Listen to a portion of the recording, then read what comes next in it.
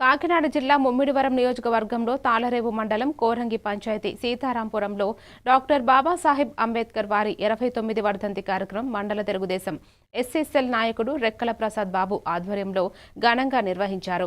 ఈ కార్యక్రమానికి ముఖ్య అతిథిగా రాయుడు సునీత అంబేద్కర్ వారికి పూలమాలలు అలంకరణ చేసి నాకు ఈ రోజు ఎంపీపీ పదవి దక్కడానికి కారణం అంబేద్కర్ పెట్టిన భిక్ష అని ఈ సందర్భంగా గుర్తు చేశారు।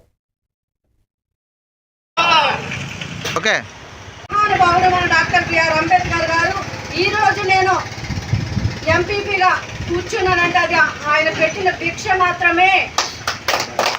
ఈరోజు మన గ్రామంలో కానివ్వండి, ఒక వార్డు మెంబర్ దగ్గర నుంచి ఎంపీటీసీ కానివ్వండి, సర్పంచ్ కానివ్వండి, ఎంపీపీ కానివ్వండి, జడ్పీటీసీ కానివ్వండి, ఆఖరికి ఎమ్మెల్సీ ఎమ్మెల్యేలు కూడా కానివ్వండి।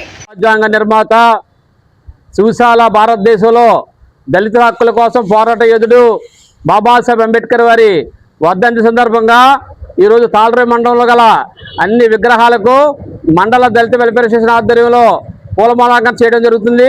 ఆయనకి ఘన నివాళులు అర్పించడం జరుగుతుంది।